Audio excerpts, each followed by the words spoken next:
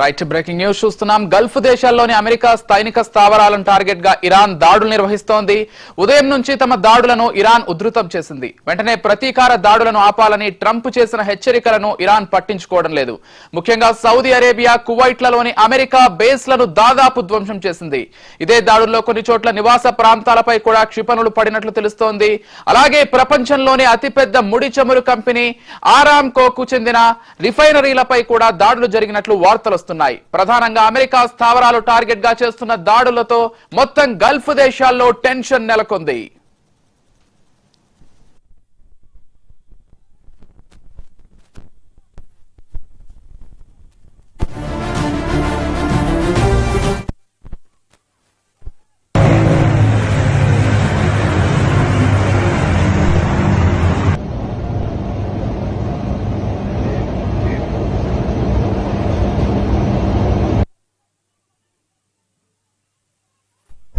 חולון, פגיעה ישירה, אוטובוס שלם עולה באש, אוטובוס שלם עולה באש, מכוניות, אנשים, אני לא מאמין, 10 מטר מאיתנו יש פה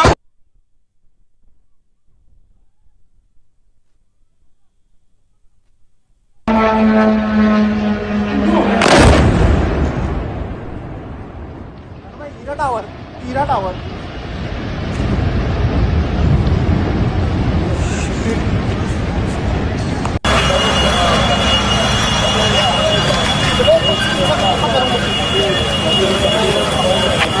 בשריפה על הגג ובסריקה במבנה. עד כאן?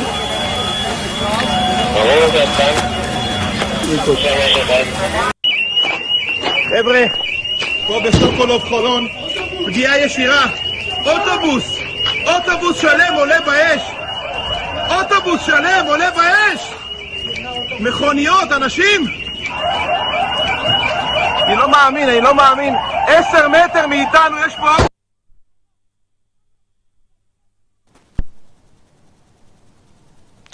Right. ఇక America, Israel సంయుక్తంగా Iran పైన దాడులు చేయడంతో ఇరాన్ మరోవైపు ఇటు గల్ఫ్ దేశాలపైన ప్రధానంగా టార్గెట్ చేస్తోంది. సౌదీ కావచ్చు, లేకపోతే ఇటు కువైట్ పైన ఎక్కువ పెడుతోంది తన లక్ష్యాలను. ఎందుకంటే అమెరికా బేస్లు అక్కడ ఉండడంతో వాటిపైనే ప్రధానంగా దాడి చేస్తున్నట్లుగా తెలుస్తోంది. ఇక ఇదే అంశానికి సంబంధించి మరింత సమాచారం అందించడానికి మా Delhi bureau chief Shirish live ద్వారా సిద్ధంగా ఉన్నారు. ఎస్, చెప్పండి శిరీష్, ప్రస్తుతం పరిస్థితి ఏ విధంగా ఉంది? అంటే నిన్నటి నుంచి కూడా ఇటు సౌదీ కావచ్చు, లేకపోతే దుబాయ్కి చెందినటువంటి ఎయిర్పోర్ట్స్ పైన కూడా దాడులు చేస్తూ వస్తోంది ఇరాన్. అయితే ఈ దాడులు మరింత తీవ్రతరం చేసినట్లుగా అప్డేట్ అందుతోంది. పూర్తి అప్డేట్స్ ఏంటి? శనివారం ప్రారంభమైన ఈ చిన్నపాటి యుద్ధం అనేది కూడా ఇప్పుడు తీవ్ర రూపం అనేది కూడా దాల్చింది. కేవలం ఇజ్రాయెల్, అమెరికా వర్సెస్ ఇరాన్ మధ్యనే కాకుండా మిగిలిన గల్ఫ్ దేశాలన్నిటికీ కూడా యుద్ధం పాకింది. గల్ఫ్ దేశాల్లో ఉన్న అమెరికాకు సంబంధించిన ఎయిర్ బేస్ల పైన కూడా ఇరాన్ నిరాటంకంగా దాడులన్నిటి కూడా కొనసాగిస్తోంది. కొద్దిసేపటి క్రితమే ముఖ్యంగా చూసినట్లయితే సౌదీ అరేబియాలో ఉన్న Saudi Aramco oldest most complex refinery పైన ఇరాన్ అనేది కూడా డ్రోన్లతో దాడి చేయడం జరిగింది. ప్రస్తుతం ఆ రిఫైనరీ మొత్తం కూడా తగలబడుతోంది. సో కువైట్లో కూడా అమెరికన్ ఎంబసీ పైన ఇటు ఇరాన్ అనేది కూడా దాడి చేసినట్లుగా కూడా చెప్తున్నారు. ఎంబసీ అనేది కూడా ధ్వంసమైంది. అదేవిధంగా పలు అమెరికాకు సంబంధించిన యుద్ధ విమానాలన్నింటి కూడా ధ్వంసమైనట్లుగా కూడా కువైట్ సైన్యం అనేది కూడా అధికారికంగా ప్రకటించడం కూడా జరిగింది. అదేవిధంగా ఇరాక్లో ఉన్న పోర్టు, అదేవిధంగా ఇతర ప్రాంతాల్లో ఉన్న పోర్టులపైన కూడా నిరాటంకంగా దాడులన్నిటి కూడా నిర్వహిస్తున్న పరిస్థితి అనేది కూడా ఉంది.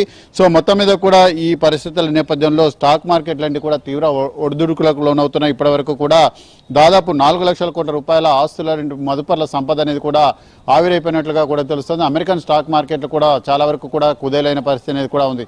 సో ఈ నేపథ్యంలో ఇటు ఆ క్రూడాయిల్ ధరలన్నింటి కూడా ఒక అంతర్జాతీయ మార్కెట్లో పెరుగుతుంటే వాటికి సంబంధించిన షేర్లన్నింటి కూడా తగ్గుతున్న పరిస్థితి అనేది కూడా ఉంది. అంటే క్రూడాయిల్ నుంచి పెట్టుబడులన్నింటి కూడా అనేక మంది ఉపసంహరించుకుంటున్న పరిస్థితి. ఎందుకంటే యుద్ధం నేపథ్యంలో ఎగుమతులన్నింటి కూడా నిలిచిపోయే అవకాశం ఉంది.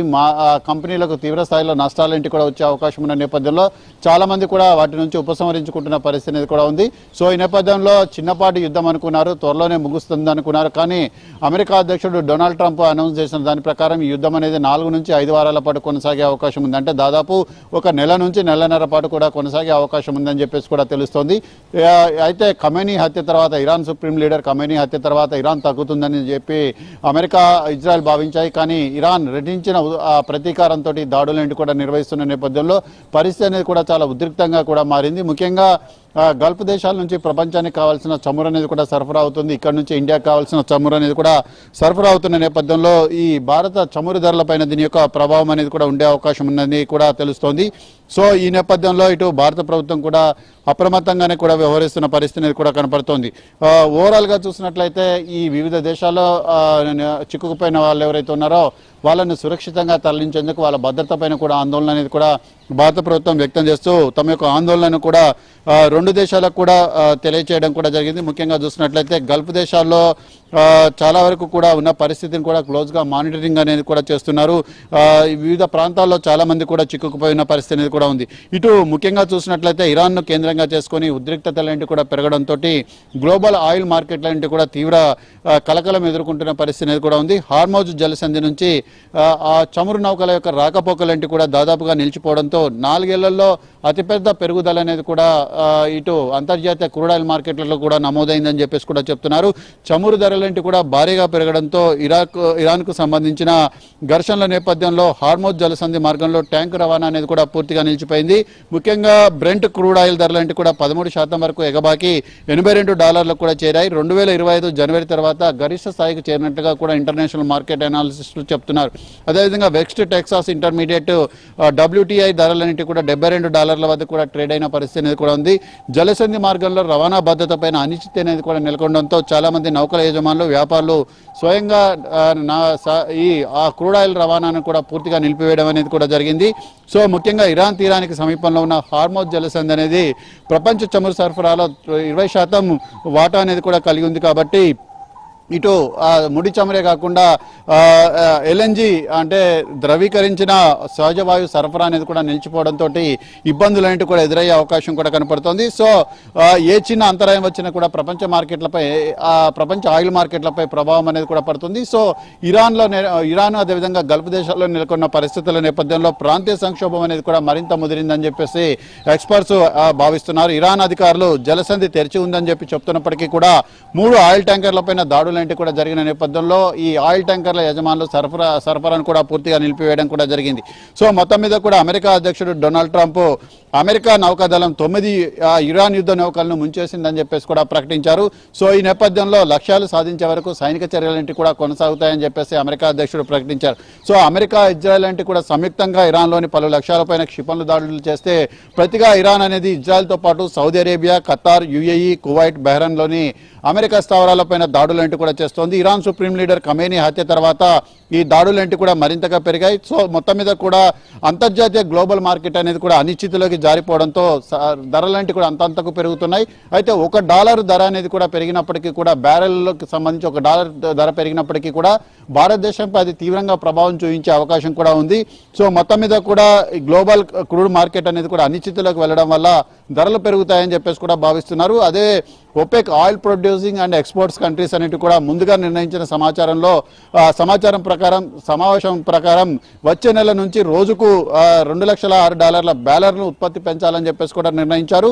కానీ ప్రస్తుతం ఈ అనిశ్చిత నేపథ్యంలో సరఫరా అనేది ఆగిపోతుందని చెప్పేసి కూడా భావిస్తున్నారు. సో మొత్తం మీద కూడా ఇటు ఇండియాకున్న ప్రత్యామ్నాయ మార్గం ఏంటంటే రష్యా నుంచి కానీ, వెనుజులా నుంచి కానీ, ఇతర దేశాల నుంచి కానీ చమురు సరఫరాను పెంచాల్సిన పరిస్థితి అనేది కూడా ఉంటుంది.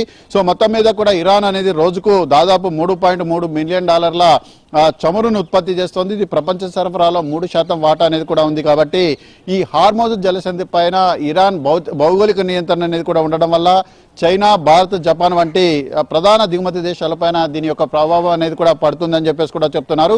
సో మొత్తం మీద కూడా చమురు ధరలంటే కూడా దీర్ఘకాలికంగా పెరిగితే ప్రపంచవ్యాప్తంగా ద్రవ్యోల్బణం అనేది కూడా పెరిగే అవకాశం ఉందన్న ఆందోళన అనేది కూడా వ్యక్తమవుతోంది. ఫెడరల్ రిజర్వ్ వంటి కేంద్ర బ్యాంకులో ధరల నియంత్రణ, ఆర్థిక సౌందర్యం సాధించడం అనేది కూడా కష్టమవుతుందని చెప్పేసి కూడా ఆర్థిక నిపుణులు అంచనా వేస్తున్నారు. అమెరికాలో పెట్రోల్ ధరలన్నిటి కూడా పెరిగే అవకాశం కూడా ఉంది కాబట్టి రాజకీయపరమైన సున్నితాంశం కావడంతో ప్రభుత్వం అత్యవసర చమురు నిల్వల నుంచి కొంతమేరకు స్టాక్స్ విడుదల చేసే అవకాశం కూడా కనపడుతోంది. ఫిబ్రవరి 20 నాటికి అమెరికా స్ట్రాటజిక్ పెట్రోలియం రిజర్వ్లో సుమారు $414 మిలియన్ బ్యారెల్స్ అన్నిటి కూడా ఉన్నాయి కాబట్టి దీన్ని విడుదల చేసి చమురు ధరలను నియంత్రించడానికి కొంత సమయం అనేది కూడా ఉంటుంది. ఇండియా దగ్గర కూడా స్ట్రాటజిక్ నిల్వలన్నిటి కూడా ఉన్నాయి కాబట్టి వాటిని విడుదల చేసి వాటి ద్వారా చమురు ధరలన్నిటి కూడా పెరగకుండా కొంతకాలం నియంత్రణ విధించే అవకాశం ఉంది. కానీ యుద్ధం అనేది సుదీర్ఘకాలం కొనసాగితే మాత్రం తప్పనిసరిగా చమురు ధరలంటి కూడా పెరిగే అవకాశం ఉందని చెప్పేసి కూడా భావిస్తున్నారు. ముఖ్యంగా గల్ఫ్ నుంచి చమురు సరఫరా అనేది ఆగిపోతే భారత్కున్న ప్రత్యామ్నాయ మార్గాలు ఏంటి అనే దానిపైన చర్చ అనేది కూడా ప్రారంభమైంది. సో మొత్తం మీద కూడా దీనికి సంబంధించి ధరలన్నిటి కూడా పెరిగే అవకాశం ఉంది కాబట్టి ముఖ్యంగా రవాణా ఖర్చులు, బీమా ఖర్చులు అనేవి కూడా పెరిగితే దేశవ్యాప్తంగా కూడా పెట్రోల్, డీజిల్ పైన కూడా ఒత్తిడి అనేది కూడా పెరుగుతుంది. భారతదేశంలో రష్యా నుంచి దిగుమతులు పెంచింది. అదేవిధంగా యునైటెడ్ స్టేట్స్, బ్రెజిల్, గయానా వంటి దేశాలంటి కూడా ప్రత్యామ్నాయ వనరులుగా ఉన్నాయి కాబట్టి ఆ దేశాల నుంచి చమురు సరఫరాను పెంచాల్సి ఉంటుంది. నైజీరియా, అంగోలియా వంటి ఆఫ్రికా దేశాల నుంచి కూడా చమురు సరఫరా అనేది కూడా పెరిగే అవకాశం కూడా ఉంది. అయితే ఈ దేశాలన్నీ కూడా గల్ఫ్ కంట్రీస్ కంటే చాలా దూరంగా ఉన్నాయి కాబట్టి రవాణా సమయం, ఖర్చులు అనేవి కూడా పెరిగే అవకాశం ఉంది. తద్వారా డీజిల్, పెట్రోల్ ధరలు కూడా పెంచాల్సిన పరిస్థితి అనేది కూడా ఏర్పడుతుంది. సో ఈ అన్నిటి దేశాల నుంచి చమురు సరఫరా అనేది రావాలంటే 24 నుంచి దాదాపు 40 నుంచి 50 రోజులు పడుతుంది కాబట్టి ఇప్పుడు ఆర్డర్స్ ఇస్తే అవి 24 మ్యాక్సిమం 1 మంత్, ఆ తర్వాత 2 మంత్స్ కూడా పట్టే అవకాశం ఉంది కాబట్టి దీన్ని భారతదేశం చాలా జాగ్రత్తగా కూడా గమనిస్తున్న పరిస్థితి కూడా కనపడుతోంది. సో మొత్తం మీద కూడా భారతదేశం వద్ద ఇటు విశాఖపట్నం, మంగళూరు, పడూరు కేంద్రాల్లో వ్యూహాత్మక చమురు నిల్వలన్నింటి కూడా ఉన్నాయి. తాత్కాలిక సంక్షోభం నుంచి ఇవి కొంతవరకు ఉపశమనం కలిగిస్తాయని చెప్పేసి కూడా చెప్తున్నారు. అయితే ఇవి కొంతకాలం అవసరాలు మాత్రమే తీర్చగలుగుతాయి. సో ప్రభుత్వం చేపట్టే చర్యలన్నిటి కూడా చూసినట్లయితే అవసరమైతే ఇంధన వినియోగంపై నియంత్రణ అనేది విధించే అవకాశం ఉంది. అంటే ఇప్పుడు అలాగా ఎంత పెట్రోల్ కావాలంటే అంత పెట్రోల్, ఎంత డీజిల్ కావాలంటే అంత డీజిల్ ఇచ్చే అవకాశం అనేది కూడా ఉండదు. అదేవిధంగా ధరలను సర్దుబాటు చేయడం, ప్రత్యామ్నాయ ఇంధన మార్గాలను ప్రోత్సహించడం, దీర్ఘకాలిక ఒప్పందాల ద్వారా ఇంధన భద్రతకు చర్యలు చేపట్టడం లాంటి కూడా కేంద్ర ప్రభుత్వం చేస్తుంది. సో దీనికి సంబంధించి ప్రస్తుతం సమావేశం అనేది కూడా జరుగుతుంది. కేంద్రం ఎప్పుడప్పుడు ఈ పరిస్థితులన్నింటినీ కూడా సమీక్షిస్తోంది. ఈ సంక్షోభం అనేది కూడా త్వరగా ముగిసేలాగా 2 దేశాలు కూడా సంయమనం పాటించాలని చెప్పేసి ఒత్తిడి తీసుకొచ్చే పనిలో కూడా భారతదేశం ఉంది. ఎస్, అంటే శిరీష్, మనం ప్రధానంగా గమనించినట్లయితే ఇటు బంగారం, సిల్వర్ ధరలు ఇప్పటికే పెరిగిపోయాయి. దాంతో పాటుగా మీరు చెప్తున్నట్లుగా చమురు ధరలు కూడా భారీగా పెరిగేటువంటి పరిస్థితి కూడా కనిపిస్తోంది. ఎందుకంటే హర్మాజ్ జలసంధి ఈ రోజు పూర్తిగా ఇరాన్ చేతిలో ఉంది కాబట్టి అక్కడి నుంచే వచ్చేటువంటి ఈ మొత్తం క్రూడాయిల్లో 5వ వంతు అక్కడి నుంచే వస్తుంది కాబట్టి ఖచ్చితంగా భవిష్యత్తులో అయితే కొంత ఇబ్బంది ఎదుర్కోవాల్సి ఉంటుంది ఒకవేళ ఈ యుద్ధం మరింత సుదీర్ఘకాలంగా కొనసాగితే. ఎందుకంటే దాదాపు భారతదేశాన్ని చూసుకున్నట్లయితే 60 నుంచి 70 రోజుల వరకు నిల్వలు ఉన్నాయి ఇప్పటికీ. కాకపోతే మీరు అన్నట్లుగా 1 నెల లోపు యుద్ధం ముగిస్తే ఓకే, కాకపోతే 2 నెలల పైన యుద్ధం జరిగితే మాత్రం ఖచ్చితంగా భారతదేశం భవిష్యత్తులో ఈ క్రూడ్ ఆయిల్ కి సంబంధించి ఇబ్బందులు ఎదుర్కోవాల్సిందే. ఇప్పుడు మనం పక్క దేశాల్లో కొన్ని చూసుకున్నట్లయితే శ్రీలంక లాంటి దేశాల్లో ఇప్పటికే అక్కడ ఇబ్బందికర పరిస్థితులు కనిపిస్తున్నాయి. చాలా మంది వాహనదారులు కొన్ని కిలోమీటర్ల మేర పెట్రోల్ బంకుల బయట ఎదురు చూడాల్సినటువంటి పరిస్థితి కనిపిస్తోంది. అంటే ఒకవేళ భవిష్యత్తులో ఇదే యుద్ధ వాతావరణం కొనసాగితే భారతదేశం పైన డైరెక్ట్ గా ఎలాంటి ప్రభావం పడేటువంటి అవకాశం ఉంది శిరీష్? మీరు చెప్తున్నట్లుగా ఏదైతే ఒక 2 నెలలకు సంబంధించి లేకపోతే 70 రోజులకు సంబంధించి నిల్వలు ఉన్నాయి, అంటే మీరు చెప్తున్నట్లుగా కేవలం పెట్రోలు, డీజిల్ కి సంబంధించి ఈ కోటాని విధించేటువంటి అవకాశం ఉందా ప్రభుత్వం, లేకపోతే ధరలు కూడా భారతదేశంలో భారీగా పెరిగేటువంటి అవకాశం ఎంతవరకు ఉంది? శంకర్ గారు ఇప్పటివరకు చెప్పింది అదే. ఎందుకనంటే ఏదైతే దీని యొక్క ప్రభావం అనేది ఏ విధంగా ఉంటుందనే దాని గురించి ఇప్పటివరకు నేను వివరించాను. అయితే ఇది ఎంతకాలం కొనసాగుతుంది, దీని యొక్క పర్యవసానాలు ఏ విధంగా ఉంటాయి, ఇది 1 నెల రోజులు కొనసాగుతుందా, 2 నెలలు కొనసాగుతాయా, ఏంటి అనే దాని గురించి కూడా ఇండియన్ గవర్నమెంట్ కూడా అంచనా వేస్తోంది. సో సుదీర్ఘకాలం కొనసాగితే మాత్రం ఇప్పటికిప్పుడు ఆర్డర్స్ ఇవ్వాల్సి ఉంటుంది. ముఖ్యంగా అంగోలా, నైజీరియా నుంచి, రష్యా నుంచి, అదేవిధంగా బ్రెజిల్ నుంచి, ఇలాంటి దేశాలన్నింటి నుంచి, అంటే స్ట్రాటజిక్ కంట్రీస్ ఏవైతేనో వాటన్నిటి నుంచి కూడా సరఫరా అనేది కూడా పెంచాల్సి ఉంటుంది. ఒకవేళ సరఫరా పెంచినప్పటికీ కూడా రవాణా ఖర్చులు, బీమా ఖర్చులు అంటే ఇన్సూరెన్స్ ఖర్చులు ఏంటి కూడా పెరుగుతాయి కాబట్టి ఆబ్వియస్ గా ధరలలో పెరుగుదల అనేది కూడా నమోదవుతుంది. సో మొత్తం మీద కూడా ఒకవేళ చమురు ధరలేంటి కనుక పెరిగితే మాత్రం నిత్యావసర వస్తువుల ధరలేంటి కూడా పెరిగే అవకాశం ఉంది. తద్వారా ద్రవ్యోల్బణం అనేది కూడా పెరుగుతుంది. ఇప్పటివరకు కూడా ఇండియాలో ద్రవ్యోల్బణం అనేది కూడా అదుపులో ఉంది, కానీ ఇప్పుడు ద్రవ్యోల్బణం అనేది ఇంకా పెరిగే అవకాశం ఉంది కాబట్టి ఇది ఆర్థిక వ్యవస్థపై ప్రభావం అనేది కూడా చూపుతుంది. సో స్ట్రాటజిక్ నిల్వలంటే కూడా కొన్ని రోజులకు మాత్రమే సరిపోతాయి కాబట్టి ఆ స్ట్రాటజిక్ నిల్వలంటే కూడా కంప్లీట్ అయ్యే లోపే ఈ ప్రాసెస్ మొత్తం కూడా కంప్లీట్ చేయాలని చెప్పేసి కూడా భావిస్తోంది. ప్రత్యామ్నాయ ఇంధన మార్గాలన్నింటినీ కూడా అన్వేషిస్తోంది. సో ఆర్డర్స్ అన్నింటి కూడా పెంచుతారు కాబట్టి కొంత పెరుగుదల అంటే పెద్ద మొత్తంలో మార్పు అనేది కూడా రాకపోయినప్పటికీ కొంత తక్కువలో తక్కువ నష్టం వచ్చే విధంగా, తక్కువలో తక్కువ ప్రభావం వచ్చే విధంగా ఇండియన్ గవర్నమెంట్ చర్యలు అయితే చేపట్టడం జరుగుతోంది. Thank you Sirish.